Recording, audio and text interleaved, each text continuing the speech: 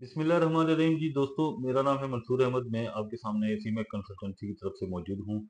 जैसा कि आपको मालूम है कि मैंने ई वीज़ा की एक सीरीज़ स्टार्ट की थी, जिसके अंदर आपको मुख्तलिफ कंट्रीज़ का ई वीज़ा अप्लाई करने का तरीका बताने का मैंने आपके साथ प्रॉमिस किया था। तो दोस्तों, आज मैं एक अलहदा से इससे ई वीज़ा से हटकर एक टॉपिक इसलिए लेके आया हूँ कि मैंने ही एक वीडियो बना के आपको इन्फॉर्म किया था कि यूके ने अपना ई वीज़ा सिस्टम स्टार्ट कर दिया है। तो दोस्तों, मैं इसके ऊपर आज तफ़सीलन एक वीडियो बनाना चाहता हूँ। मुझे मेरी टीम की तरफ से बताया गया और मुझे जो इन्फॉर्मेशन अपने सोर्स से मिली है, वो ये है कि यूके ने अपना ई वीज़ा सिस्टम स्टार्ट तो किया है, लेकिन उसके अंदर कैटेगरीज़ जो है ना वो थोड़ी-सी डिफरेंट है। तो मेरा टीम ने मुझे बताया कि वो कैटेगरीज़ आपको बताना मुनासिब रहेगा।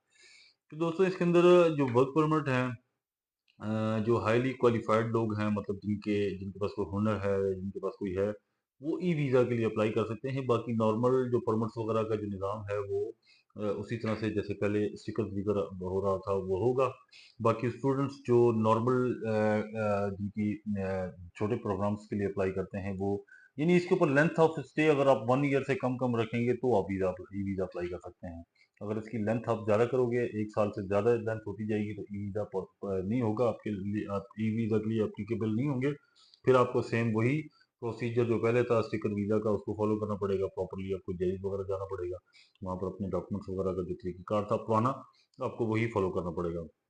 स्पोर्ट्स पर्सन वगैरह के लिए भी तमाम कैटेगरी इसी तरह की ई वीज़ा की कैटेगरी हुई है। अभी इसके अंदर फैमिली वीज़ा, स्पाउस वीज़ा वगैरह या विज़िटर वीज़ा ई वीज़ा के पोर्टल के अंदर नहीं आए हैं। ई वीज़ा के पोर्टल के अंदर स्टूडेंट्स, उसके बाद इस तरह के जो परमिट्स वगैरह हैं, तो इस तरह के जो ना इसके ऊपर वीज़ा अप्लाई हो सकते हैं। दोस्तों, मेरा मकसद था आप तक ये बात पहुँचाना, ताकि आप इस चीज़ के इससे रहें और एजेंट्स वगैरह के धोखे में ना आएँ। क्योंकि मोस्टली अभी ये सिस्टम चल रहा है, बहुत सारे लोग ई वीज़ा सिस्टम स्टार्ट हो गया। मोस्टली लोगों का कॉन्सेंट्रेट होता है यूके, क्योंकि यूके आराम से पाकिस्तानियों को वीज़ा दे देता है और वहाँ पर जाके पाकिस्तानी आराम से सेटल भी हो सकते हैं और अपना असाइलम वगैरह लेके या अपनी वहाँ पर वीज़ा की एक्सटेंशन वगैरह लेके वहाँ पर सेटल हो जाते हैं।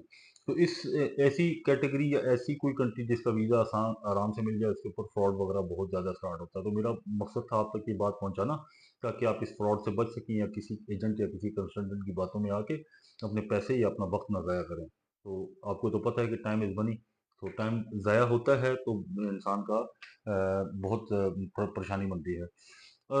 बाकी आपको जो तमाम मामलात हैं, वर्क परमिट के अंदर, इसके अंदर मैं आपको एक छोटी-सी ये चीज़ मैं क्लियरली बताना चाहता हूँ कि वर्क परमिट्स के ऊपर आपने इसके ऊपर स्पेशली यूके के ऊपर आपने बहुत ज़्यादा फ़ोकस करना है, क्योंकि यूके के वर्क परमिट जो होते हैं वर्चुअली जो ना वो चल रहे होते हैं। मोस्टली जो लोगों को इस फ्रॉड में भी या इस झांसे में भी लाया जाता है कि आपका जो परमिट है हम आपको निकलवा के देते हैं, आपका केस अप्लाई कराएँगे और इंशाल्लाह वहाँ पर चले जाएँगे।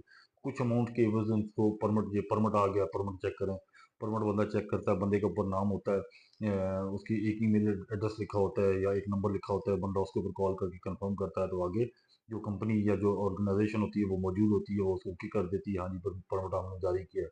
असल जो परमिट होता है वो जब तक वहाँ की मिनिस्ट्री ऑफ इंटीरियर से नहीं निकला हुआ, उस पर परमिट की कोई वक़्त नहीं है, वो परमिट आपके लिए फ्रॉड है।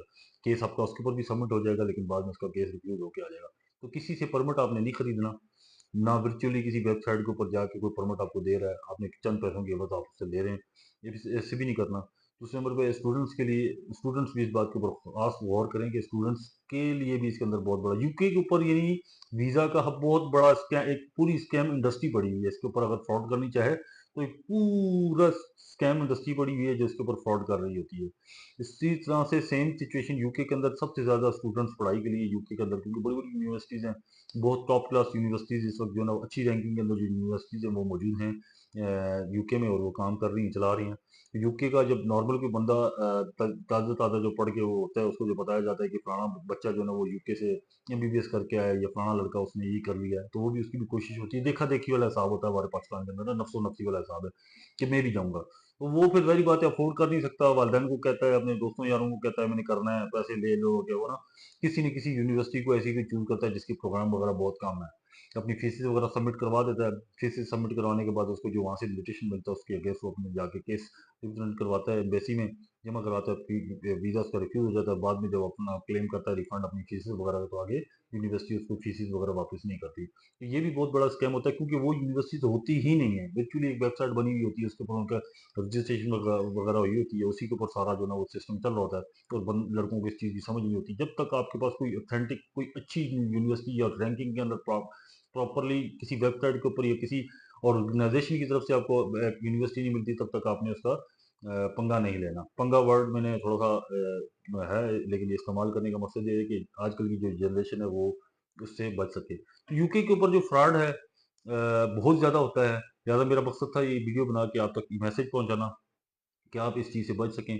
बाकी इसके हवाले से जो मज़ीद न्यूज़ेज़ आएँगी या मज़ीद कोई भी चीज़ आई, इंशाल्लाह आपको अपडेट करते रहेंगे। जुड़े रहिएगा सीमेक कंसल्टेंसी के साथ, इंशाल्लाह मैं अभी भी जारी रखूँगा अपनी ई-वीज़ा सीरीज़ जो मैंने स्टार्ट की है, उसके अंदर मैं मज़ीद कंट्रीज़ को इंक्लूड करता जाऊँगा, ताकि आप उससे मुस्तफ़ीद हो सकें, अपनी वीज़ा घर बैठ के बगैर किसी एजेंट के, बगैर किसी कंसल्टेंट के खुद अप्लाई कर सकें। बाकी आपको किसी भी मदद की ज़रूरत हो, किसी भी हेल्प की ज़रूरत हो, तो आप हमारी कर सकते हैं। बाकी आप हमारे साथ जुड़े रहें। Thank you for watching us. Thank you for watching CMAC Consultancy. Allah Hafiz.